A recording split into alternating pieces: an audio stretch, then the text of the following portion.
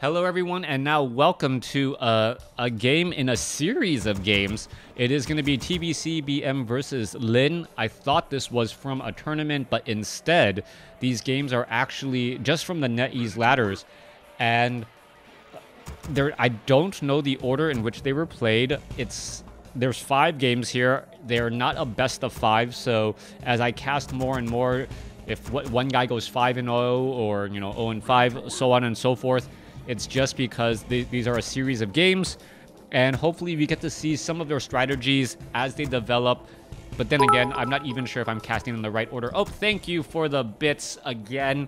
Thank you for the bits. Bits definitely do help me out.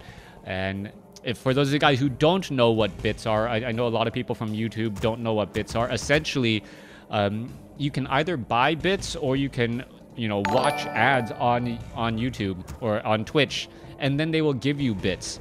Every bit is considered a penny, so someone basically said, you know what, I like you enough to give you a dime.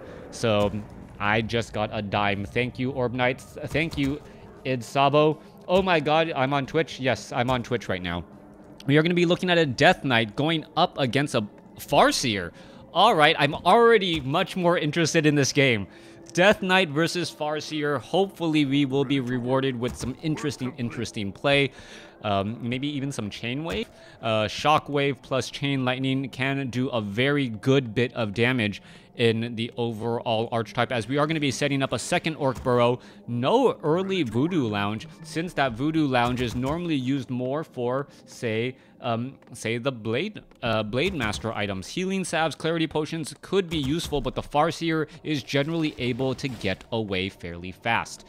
Back off to the north here, we should be getting into 23 supply here in just a moment.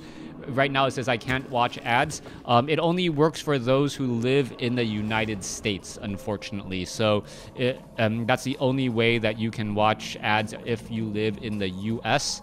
But it is going to be Farseer first right there. All right, Farseer. I don't know, if we get Earthquake, that would be amazing. Being able to get to a level 6 Farseer. So yeah, I'm just glad you're here, Azure. It definitely does help me out. We can take a look. Grunt running around. Pushing a Death Knight away here, as the Farseer is just going to run on straight inside, be able to get into the position. Oh, beautiful Ghoul blocking there as the Farseer tries to rush around. You can see one Nerubian tower as the ghouls are just trying to take down these acolytes. This is disrupting the mining, even though no real units have been taken out yet, as the Farseer now pushes back after these ghouls here. Ghouls now being thrown back here. Farseer with that little, I guess, rod of lightning, able to just throw those lightning bolts. Is it going to focus down a Ghoul? Ghoul down to 22 hit points. 2 more shots should do it. Oh, 1 more shot on the higher end. The Farseer gets the killing blow on that Ghoul, as the Death Knight now should be able to get some death coils onto that Farseer here. All right, thank you for the follow, Calibob, as we're looking at the Farseer now heading back over to the top right.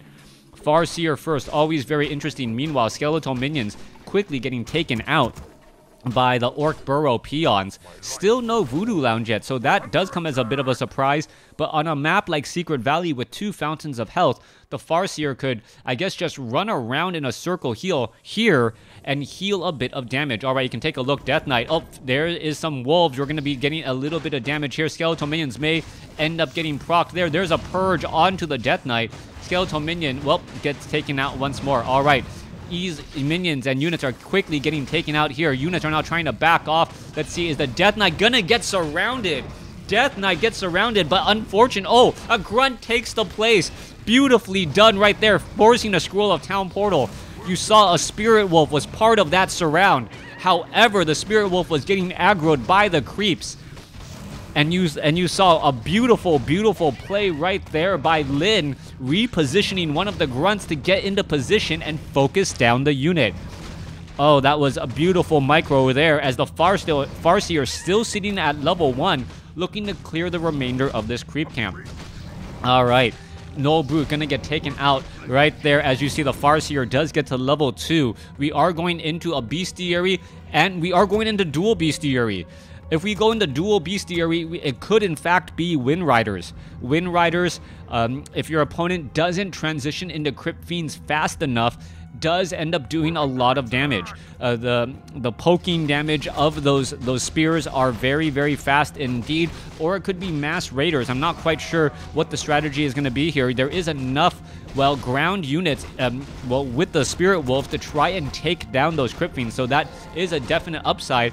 Destroyers are then also weak to the piercing attacks of the Wind Riders as well, so it may just come down to who's able to get their strategy and execute it faster. Farseer still sitting at level 2, Slippers of Agility, Pair Up the Vitality.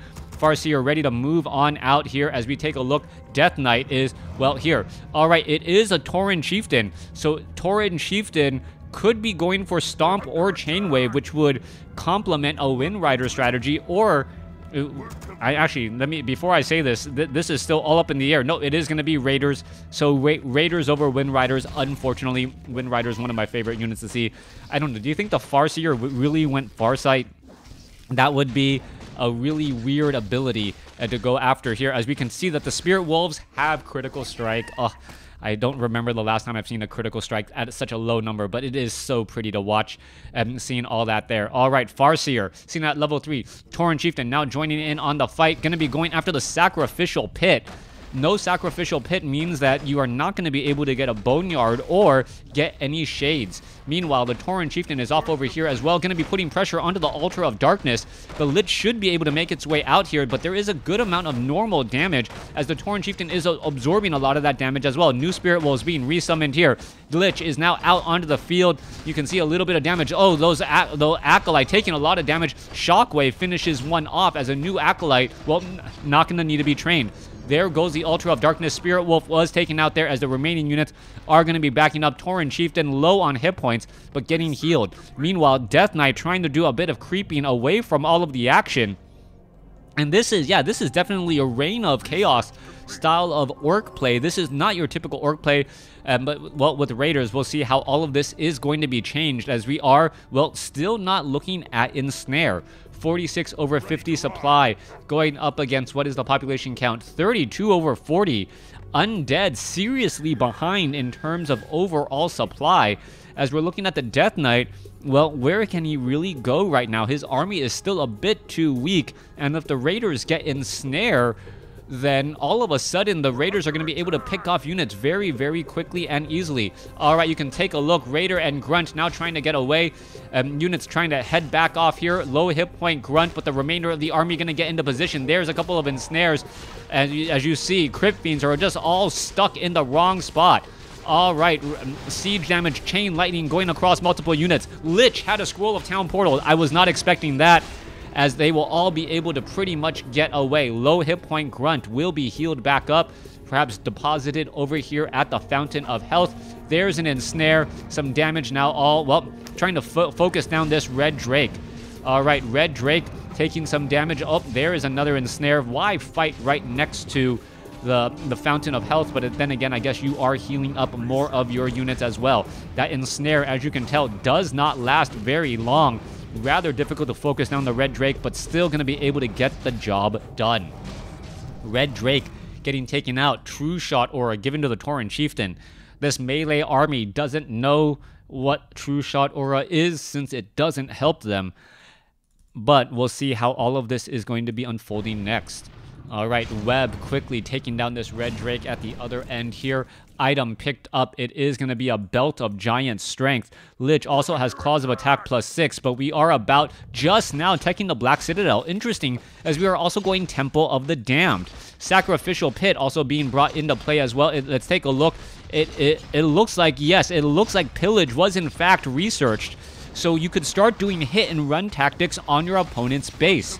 Undead is going to have a difficult time with this strategy because they do not have abominations as of yet. Ghouls are not going to work well against the chain wave strategy either, as we're going to be looking at a low hit point Raider. Perhaps it should be backing off. Not quite sure why it's still in that engagement there. All right, Scroll of Town Portal heading back. And I can't believe people are saying lame orc strategy. It doesn't involve a Blade Master. What more do you want in a Frozen Throne matchup? All right, Acolytes being brought over, trying to repair. Raiders are going to go ahead and try and engage here, as it looks as though the Halls of the Dead does get taken down. Scroll of Town Portal now being used. Tauren Chieftain very low on hit points, down to 143 hit points, and escapes. No more. Oh my goodness. No more Necropolis, Black Citadel, all taken out. You can see only 3 Acolytes, a 4th one right there. They're going to have to resummon. That's going to be a major, major loss in overall economy as the Tauren Chieftain is currently healing back up. 47 supply compared to 38. Units are going to go ahead and engage here once more. Tauren Chieftain may get poisoned. Purposely does need to back off here as the Tauren Chieftain, well, gets a little bit more experience again. Another pair of Slippers of Agility. All right. Tauren Chieftain, a Far Seer. Okay, so apparently Orc player using Raiders to raid is a lame strategy. It's just living up to your name, right? It's like a win riding, or...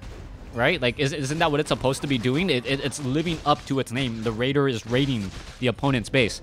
Ogre Lord going to get taken down here very, very quickly. Tauren Chieftain going to get closer to level 3. Picks up, well, a Crystal Ball, which is pretty much Farsight. Farsight, extremely useful.